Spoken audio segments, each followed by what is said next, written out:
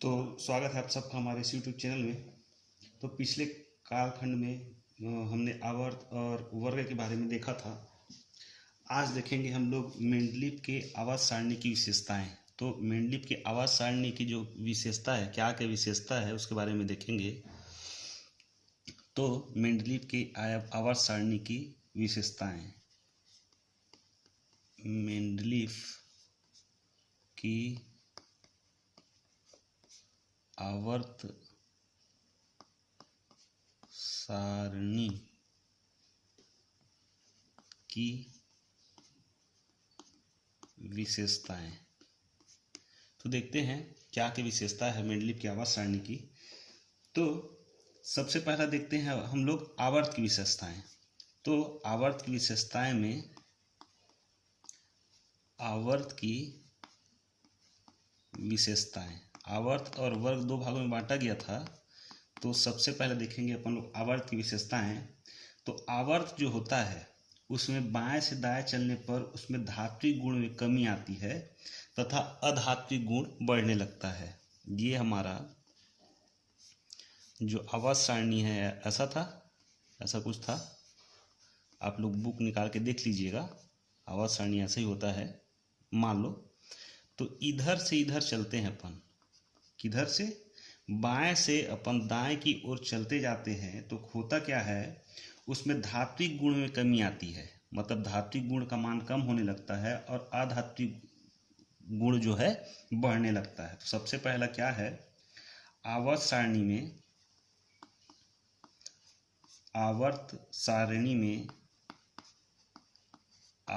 सारणी में बाएं से दाएं चलने पर, बाएं से दाएं चलने पर क्या होता है, धात्विक गुणों में कमी आती है। धात्विक गुणों में कमी आती है तथा अधात्विक गुण का मान बढ़ने लगता है। अधात्विक गुण का मान बढ़ने लगता है।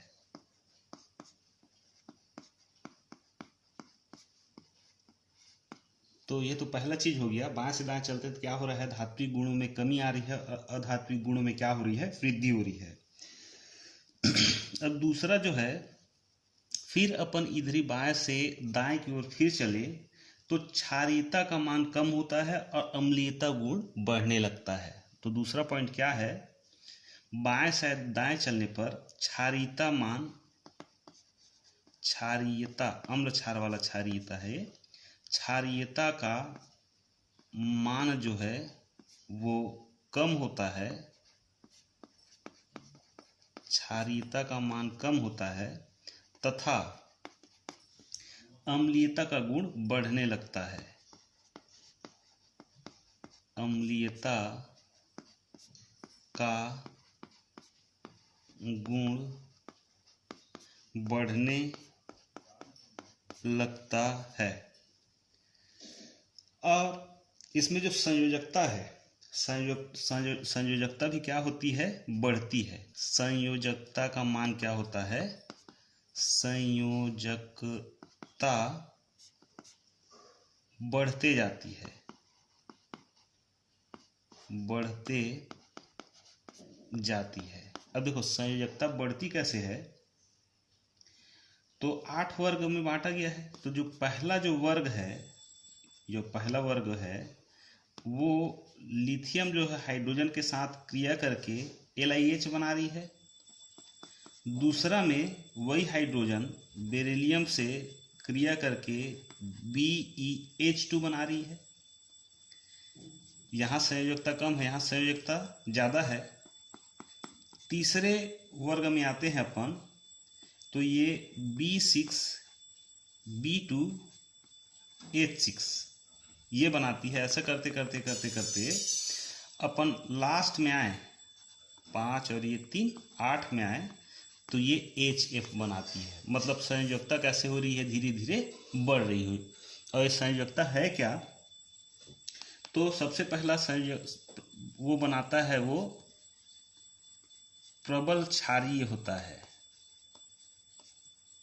सबसे पहला जो मतलब बाएं ओर का जो तत्व होता है वो कैसा होता है, क्षारीय होता है। फिर जैसे जैसे अपन आगे चलते हैं तो दुर्बल क्षारीय बनता है, दुर्बल क्षारीय बनता है। उसके बाद उभयधर्मी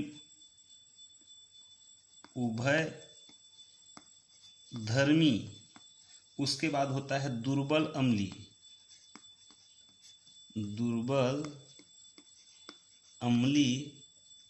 दुर्बल अम्लीय। फिर उसके बाद वो बदल जाता है प्रबल अम्लीयता में।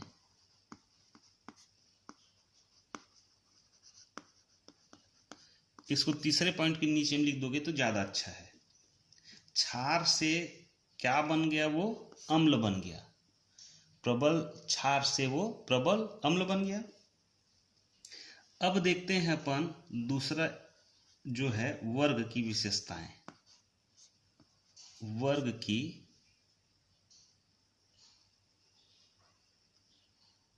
विशेषताएं,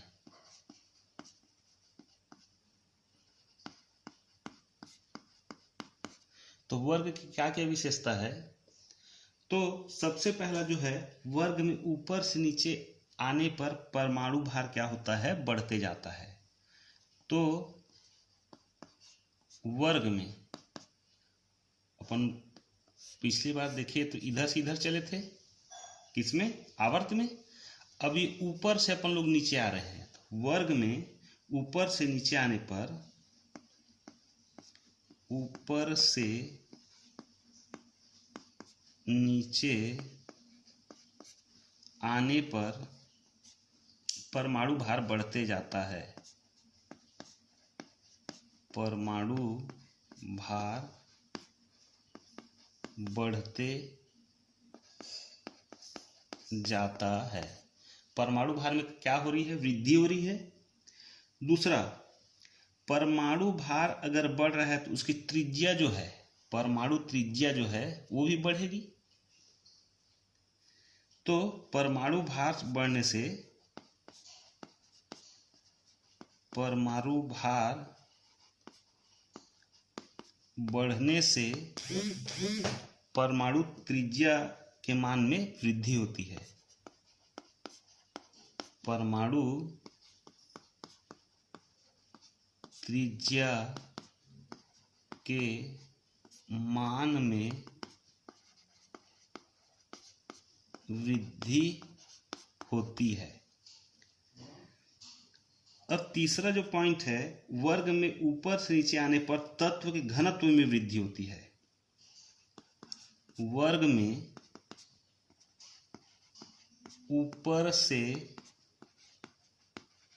नीचे आने पर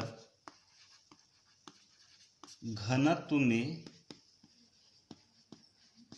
वृद्धि होती है। अब एक घनत्व में वृद्धि हो रही है तो घनत्व होता क्या है उसके बारे में देखते हैं। तो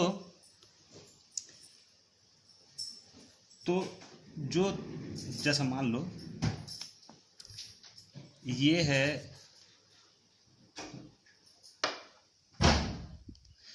है हमारा ठोस और बीच में आता है द्रव, फिर आ जाता है गैस। इन दोनों में तुलना कर लेते हैं अपन।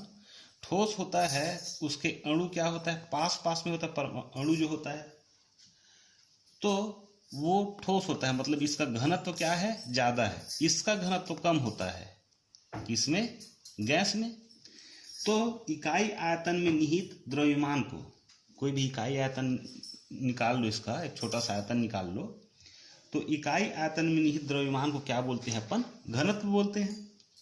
तो वर्ग में ऊपर से नीचे आने पे क्या होता है, तत्व के घनत्व में वृद्धि होती है और साथ ही साथ भौतिक और रासायनिक गुणों में क्रमिकता पाई जाती है। तो भौतिक एवं रासायनिक गुणों में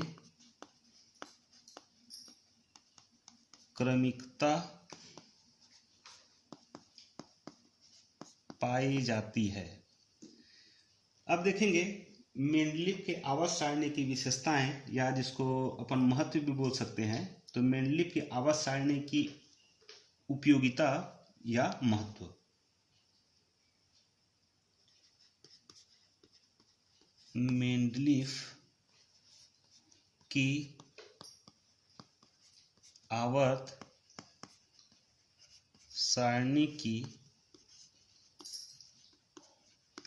विशेषता, या इसको महत्व भी बोल सकते हैं, विशेषता को। उपयोगिता लिख दो, विशेषता नहीं, उपयोगिता लिख दो इसको, उपयोगिता या महत्व। तो क्या क्या महत्व है इसमें? तो सबसे पहला तो है तत्वों का अध्ययन करने में सहायता होती है। तो तत्व के अध्ययन में सहायता मिलती है।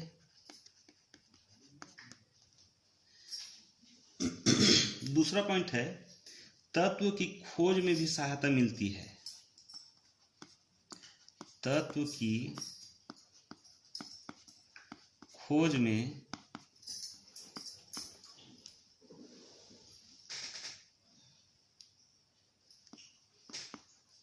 सहायता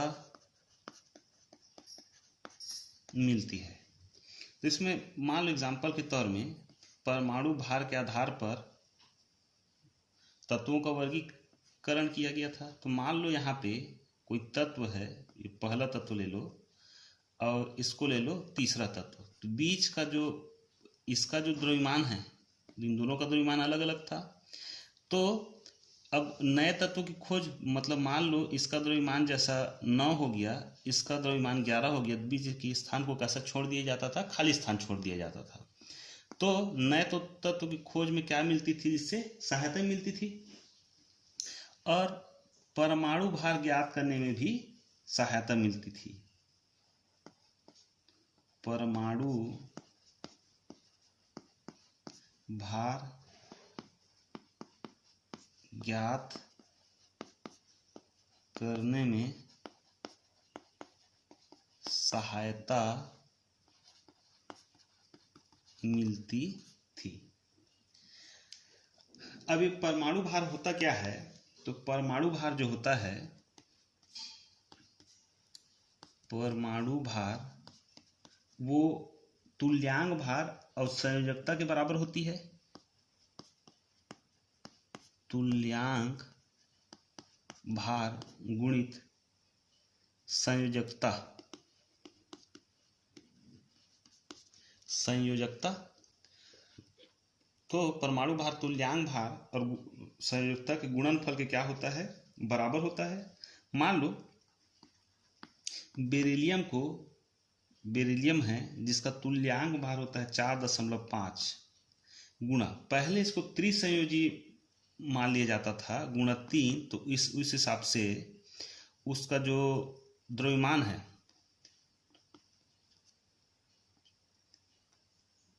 13.5 होना चाहिए था।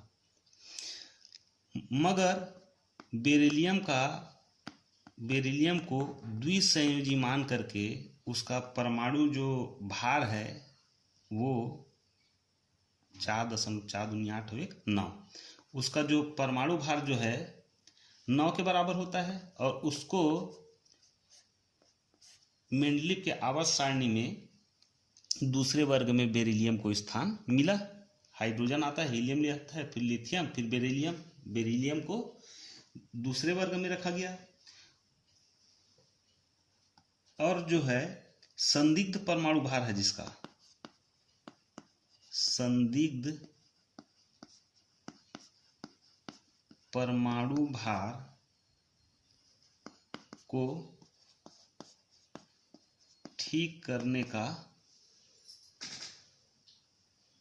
करना लिख लो, ठीक करना। तो जो संदिग्ध परमाणु भार होता था उसको भी ठीक करने का काम क्या कौन करता था? मेंडलीव की आवर्त सारणी। अब इसके कुछ कुछ दोष भी थे, मेंडलीव की आवर्त सारणी के दोष भी थे। दोष में लिख लो यहाँ पे आवर्त सारणी के दोष, आवर्त सारणी के दोष। अब देखते हैं दोष क्या क्या दोष था। तो सबसे पहला तो हाइड्रोजन का स्थान जो कैसा था? विवादास्पद था।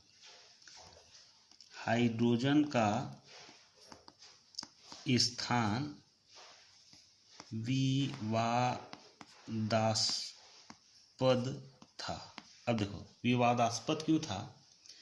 वर्ग में, प्रथम वर्ग में हाइड्रोजन को रखा गया है, तो इसमें जितने भी तत्व हैं, इसमें जितने भी तत्व हैं उसमें हाइड्रोजन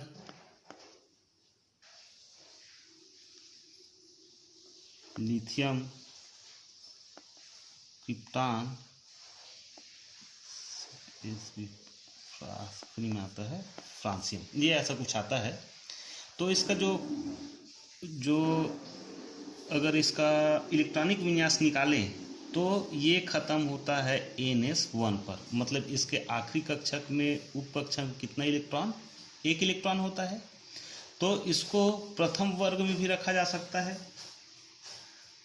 और इसको 7वें वर्ग में भी रखा जा। पहले तो क्या है, इसको प्रथम वर्ग में भी रखा जा सकता था। दूसरा, इसको 7वें वर्ग में भी रखा जा सकता है। अब 7वें वर्ग में क्यों रखा जाता है? 7वें वर्ग में बाहरी कक्षा में जो इलेक्ट्रॉन है उसमें कितना इलेक्ट्रॉन पाया जाता है? 7 इलेक्ट्रॉन पाया जाता है। उसको अष्टक कंप्लीट करने के लिए 1 इलेक्ट्रॉन का जरूरत होता है। तो अष्टक कंप्लीट करने के कितना इलेक्ट्रॉन का जरूरत? 1 इलेक्ट्रॉन का जरूरत होता है। इस नाम से इसको 7वें वर्ग में भी रखा जा सकता है। तीसरा, ये जो हाइड्रोजन जो है सहसंयोजी यौगिक का निर्माण कर सकता है, इस नाम से इसको 4थे वर्ग में भी स्थान मिल सकता है। 4थे वर्ग में भी हाइड्रोजन को रखा जा सकता है। तो हाइड्रोजन का स्थान कैसा था? हाइड्रोजन का स्थान जो है इसमें विवादास्पद था। दूसरा, भारी तत्व जो था उसको हल्के तत्व के पहले रख दिया गया था। मतलब भारी तत्व को हल्के तत्व से पहले रखा जाना। अब देखो भारी तत्व जैसा मान लो AR है, उसका परमाणु क्रमांक जो है 39.9 है, और एक है K पोटेशियम जिसका 39.1 है। तो आवर्त सारणी में ये जो AR का मान है वो K के मान के कैसे रख दिया गया है? पहले रख दिया है। जबकि इसका परमाणु भार कैसा है? ज़्यादा है। इसका परमाणु भार क्या है? कम है। उसी प्रकार जैसा TH है उसका परमाणु भार जो होता है वो 232 होता है, और P प्रोटेक्टिनियम ये 231। तो इसको पहले रख दिया गया है। TH थोरियम को प्रोटेक्टिनियम के पहले क्या स्थान दे दिया गया है। तो इसका परमाणु भार ज़्यादा है, इसका परमाणु भार कम है। इसी प्रकार इसका परमाणु भार ज़्यादा है, इसका परमाणु भार कम है। लेकिन जो मेंडलीव का आवर्त सारणी था उसमें सबसे पहले इसको स्थान दिया गया है। इसमें भी सबसे पहले इसको स्थान दिया गया है। मतलब भारी तत्व को हल्के तत्व से पहले रखा गया है। तो इसी प्रकार तीसरे नंबर में ले लो। तीसरा नंबर जो था, विभिन्न तत्वों को, विभिन्न गुण वाले तत्वों को एक साथ रख देना। विभिन्न गुण वाले तत्व को एक साथ रख देना, एक साथ रख देना। अब अलग अलग गुण, जैसा प्रथम ए का जो सदस्य है Na सोडियम और पोटेशियम, जैसा प्रथम बी का जो सदस्य है ये चांदी और ये सोना, तो है क्या, दोनों एक दूसरे से गुण में देखा जाए तो काफी भिन्न है, फिर भी कैसे रख दिया गया है, इसको एक साथ रख दिया गया है।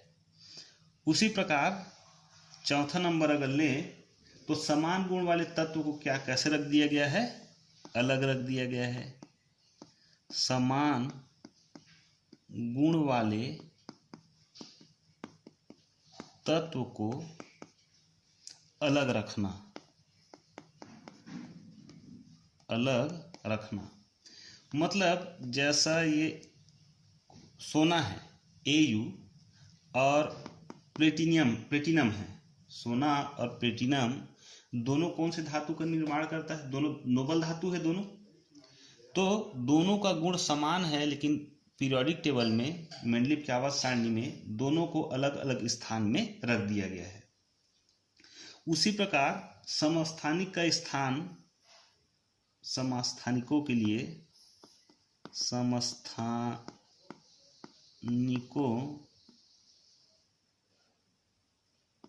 के लिए जगह नहीं है, ऐसा लिख दो, ऐसा भी लिखो, कोई दिक्कत नहीं है। तो जैसा ये C6 और H12 या C6 और H14 समस्थानिक क्या होता है, तो परमाणु क्रमांक समान हो लेकिन परमाणु भार कैसा हो, भिन्न भिन्न हो।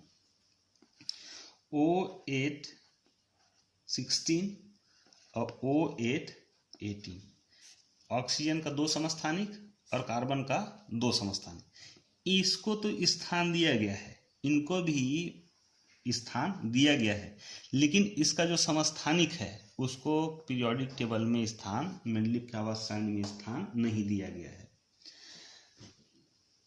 अब ले लेते हैं 6वें नंबर पे।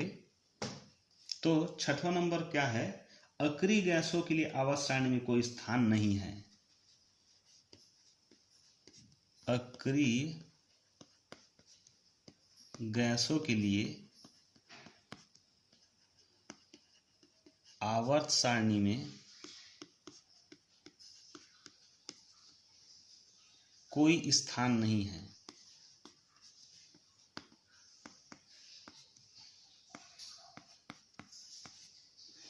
अब अक्रिय गैस को स्थान क्यों नहीं दिया गया, क्योंकि उस समय अक्रिय गैस का खोज नहीं हुआ था, इस नाम से अक्रिय गैस को मेंडलीव के आवर्त सारणी में स्थान नहीं दिया गया था। इसके बाद आता है विकर्ण संबंध।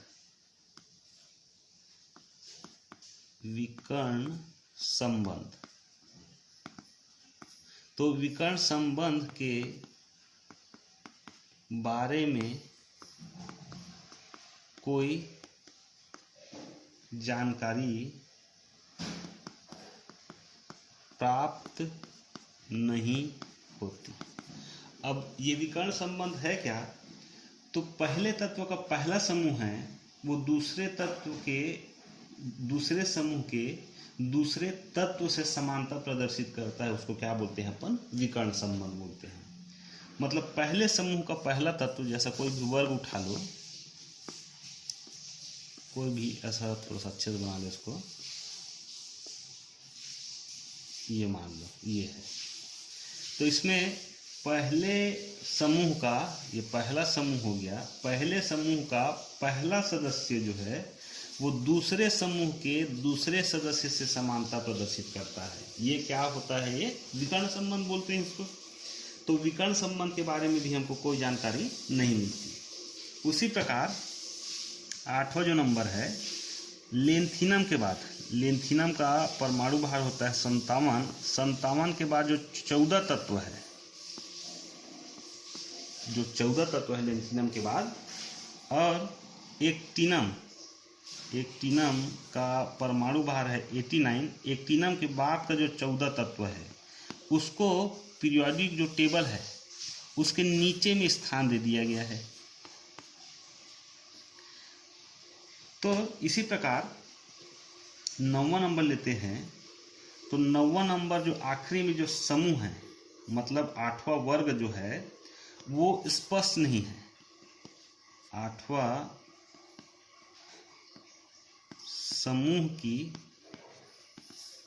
स्थिति स्पष्ट नहीं है, मतलब जो आखिरी जो वर्ग है उसका स्थिति जो है उसको मेंडलीव के आवर्त सारणी में स्पष्ट नहीं किया गया है। तो इनके दोष को दूर करने के लिए आधुनिक आवर्त सारणी बनाया गया मोसले के द्वारा 1931 में। तो जिसको हम लोग आधुनिक आवर्त सारणी के बारे में अपन जानते हैं। तो आधुनिक आवर्त सारणी जो है, आधुनिक आवर्त सारणी इसको मोसले ने 1931 में इसकी खोज की थी। मोसले ने 1931 में आधुनिक आवर्त सारणी की खोज की थी। और खोज क्यों किया गया था? क्योंकि मेंडलीव की जो आवर्त सारणी थी उसमें काफ़ी सारे दोष थे। उन दोषों को दूर करने के लिए मोसले ने 1931 में आधुनिक आवर्त सारणी की खोज की थी। अब इस समय इलेक्ट्रॉन की खोज हो गई थी, क्योंकि 1911 में जे थॉमसन जो थे वो इलेक्ट्रॉन की खोज कर लिए थे।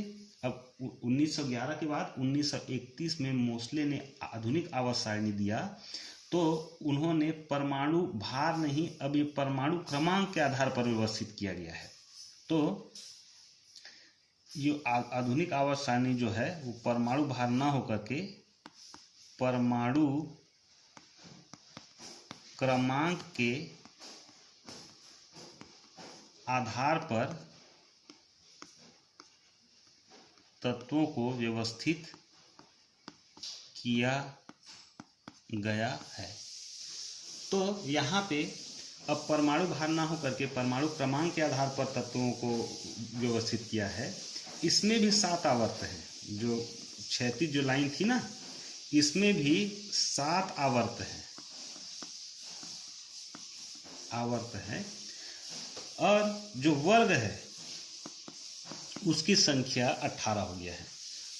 मेंडलीव ने किया क्या था? मेंडलीव के आवर्त सारणी में जो ये वर्ग था उसमें भी 18 वर्ग थे, लेकिन उसमें ए और बी उप समूह में बांट दिया गया था। तो उन्होंने सभी वर्ग को अलग अलग नाम दिया, 1 से लेकर के 18 उप वर्ग में बांटा गया।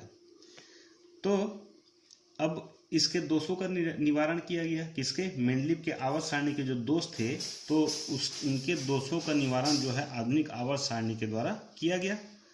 तो दोषों का निवारण, तो सबसे पहला एच का जो स्थान था वो विवादास्पद था। तो एच का स्थान जो है वो NS1 के आधार पर प्रथम वर्ग में हाइड्रोजन को रखा गया। दूसरा जो था, हल्के तत्वों को, हल्के जो भारी तत्व थे उसको हल्के तत्व के पहले रखा गया। मतलब जैसा AR है और ये पोटेशियम है, तो AR को पहला रखा गया, परमाणु भार कम था, और पोटेशियम को क्या रखा गया? बाद में रखा गया।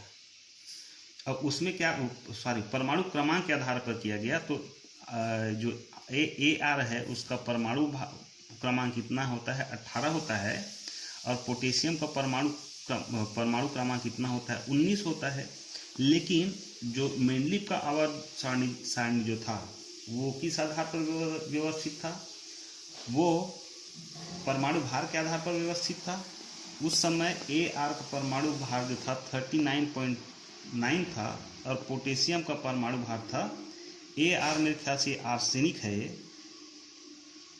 और पोटेशियम का परमाणु भार जो था वो 39.1 था। अब ये परमाणु क्रमांक के आधार पर जब व्यवस्थित किया गया इसको, तो आर्सेनिक को आर्गन है, शायद आर्गन को 18 जो परमाणु क्रमांक के आधार पर दिया गया आर्गन है ये, और पोटेशियम को परमाणु क्रमांक जो है इसका 19 था, इस नाम से आर्सेनिक को पहले आर्गन को पहले दिया गया, पोटेशियम को इसको बाद में स्थान दिया गया। और विभिन्न गुण वाले जो तत्व थे, जैसा उसमें था प्रथम वर्ग का जो सदस्य था वो दूसरे वर्ग के सदस्य से अलग अलग थे, तो उसको दूर करने के लिए वो क्या किए, सीधा सीधा उसको 18 वर्ग में बांट दिया गया। मतलब प्रथम ए प्रथम बी ऐसा जो बांटे थे मेंडलीफ ने, उसको छोड़ करके ये आधुनिक आवर्त सारणी में मोसले ने इस वर्ग को, ये जो खड़ी लाइन है उसको वर्ग को 18 भागों में बांट दिया गया। अब जो समस्थानिक थे समस्थानिक, तो परमाणु क्रमांक के आधार पर इसको व्यवस्थित किया गया। परमाणु क्रमांक के आधार पर व्यवस्थित किया गया। तो समस्थानिक को परमाणु क्रमांक के आधार पर व्यवस्थित कर दिया गया। और जो अक्रिय गैस थी, अक्रिय मतलब जो किसी से क्रिया ना करे, तो अक्रिय गैस जो है उसको शून्य समूह या 18वें समूह में उसको अक्रिय गैस को स्थान दिया गया। तो आगे जो था 6वें नंबर पे विकर्ण संबंध जो था, विकर्ण संबंध, उसके बारे में जानकारी प्रदर्शित करता है, या विकर्ण संबंध प्रदर्शित करता है। और जो तत्व था लेंथिनम के बाद जो 14 तत्व थे, 5वां 6वां 7वां, लेंथिनम के बाद जो तत्व थे, लेंथिनम के बाद जो 14 तत्व थे, और एक्टिनियम के बाद जो 14 तत्व थे, उसको आवर्त सारणी के नीचे स्थान दिया गया। और जो प्रथम जो आवर्त था उसको नाम दिया गया लेंथेनाइट। और दूसरा लाइन था, मतलब ये प्रथम आवर्त था और ये जो दूसरा आवर्त था उसको कहा गया एक्टेनाइट। तो आज के लिए बस इतना ही। बहुत बहुत धन्यवाद।